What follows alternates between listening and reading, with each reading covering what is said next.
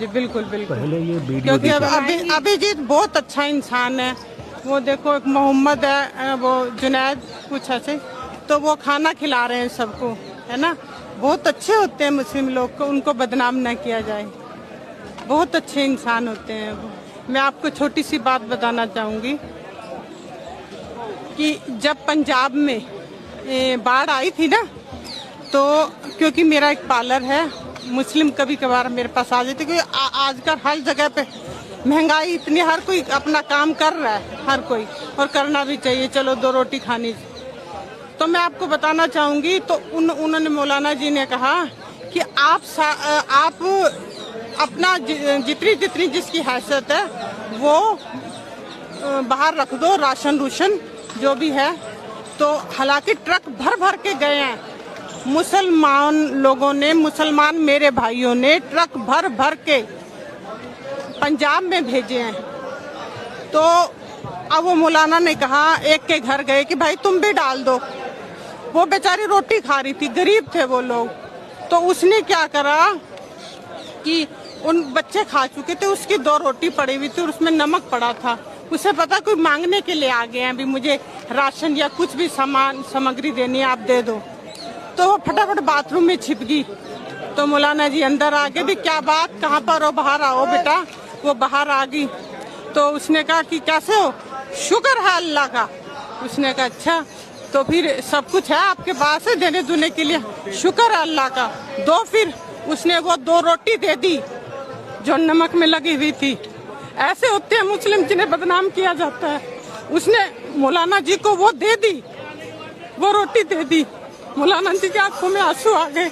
उसने वो 2 रोटी अपने जेब में डाल ली मौलाना जी ने, और चल निकले के रे बैठ बहन मैं भी आ रहा हूँ। तो वो अपने घर गए। उसने कहा कि तुम ना मुझे राशन बांध के दो, मुझे देना है। तो उसने कहा अच्छा। उसने क्या अच्छा सारा राशन बांध के दियो, मैंने अपनी बहन के घर देना है। वो सारा राशन लेके अपनी उसी गरीब औरत के पास गए, मुस्लिम थी वो। उसने कहा कि बहन आज से मैं तेरा भाई हूँ, तूने हम मुझे लानत है कि मुझे पता नहीं चला कि मेरी बहन भूखी बैठी है। तो वो कहने लगी, फिर भी उसने कहा शुक्र है अल्लाह का। तो वो 2 रोटी उसकी वाइफ, उस मौलाना की वाइफ बैठी इंतजार कर रही थी, कब खाएंगे मौलाना जी खाना। उसने कहा कि जल्दी रोटी खाओ, आप कितनी देर होगी, रोटी डाल दूं आपकी। उसने कहा नहीं, रोटी मेरे पास है, आज मैं पेट भर के खाऊंगा। उसने वो 2 सूखी रोटी निकाल ली और नमक के साथ की कि अल्लाह जितना सब्र तूने उस औरत को दिया है, उस मेरी बहन को दिया है, इतना सब्र मुझे भी दियो। कि उसने ना होते हुए शुक्र कर रही थी। शुक्र है अल्लाह का। कभी भी मुस्लिम लोग ये नहीं कहते कि हमारे पास कुछ नहीं है, यही कहते हैं शुक्र है अल्लाह का। हमें बदना है। ये आंटी सहारनपुर से आई और इन्होंने आते ही सबसे पहले ये कहा कि बेटा एक काम करना कि भाईचारा बचाए रखना। मतलब ऐसे अलग, मैं समझ नहीं पाती हूँ कि लोग इतनी अपनी जिंदगी में लोग कितना त्रस्त हैं, इसके बाद भी आंटी इतना समय निकाल के आप ये चाहती हैं कि इस तरीके की चीजें हो। मैं रहूं ना रहूं बेटा, अब देश तुम्हारे हवाले है बेटा, अब देश तुम्हारे हवाले है। तुमने लोकतंत्र को बचा के रखना है, हिंदू मुस्लिम के भाईचारे को बना के रखना है बेटा, है ना। और रही बात, मैं आपको इतनी छोटी सी बात कहना चाहूंगी। मेरे बेटे ने हमारा मकान बेच दिया, दुकानें बेच दी, हमने दर की ठोकरें खाई हैं। पता क्यों? क्योंकि उसे डिप्रेशन हो चुका था। अब ठीक है मेरा बेटा, लेकिन मैं उसे मरता हुआ नहीं देख सकती थी बेटा, मेरा बच्चा था। मैं उसे इतनी कमियों के मैं मरता तो नहीं देख सकती थी उसे।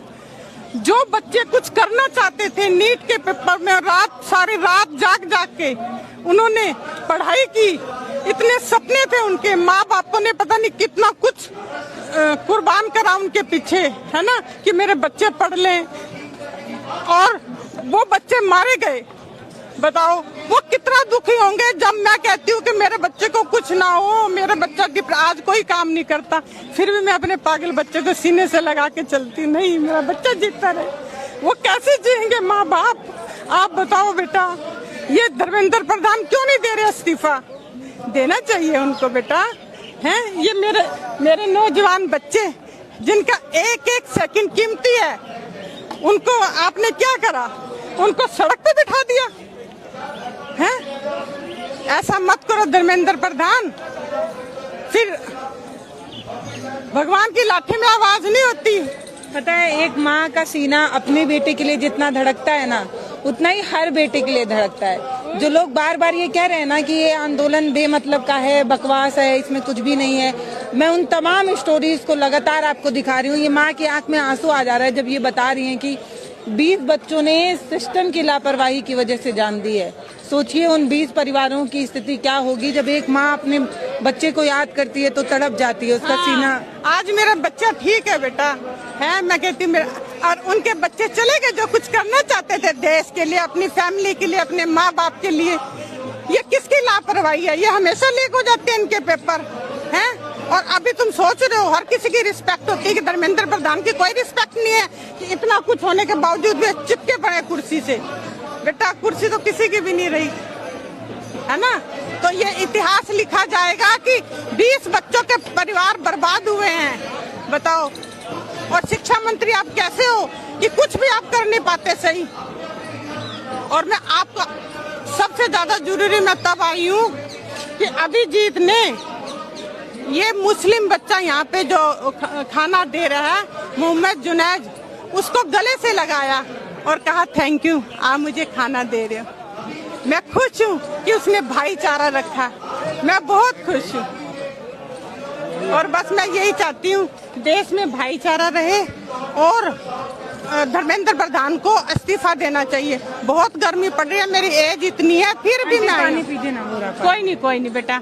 और आप हमेशा खुश रहो बेटा, मैं आपके देखती हूँ, आप बहुत अच्छा काम करते हो, बहुत अच्छा। जीते रहो मेरे बच्चे, जीते रहो, ठीक है? पानी